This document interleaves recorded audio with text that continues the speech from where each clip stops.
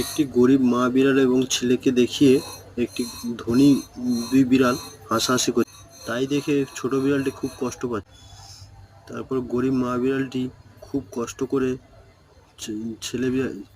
বাচ্চা বিড়ালটির জন্যে একটি নতুন জামা কাপড় কিনে আনে। লোকের দোকানে কাজ করে নতুন জামা কাপড় কিনে এনে ছোট বিড়ালটিকে দেয়।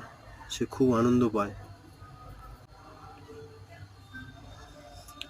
আনন্দ পায় এবং মা বিড়ালটিকে খুব জড়িয়ে ধরে আনন্দ করে।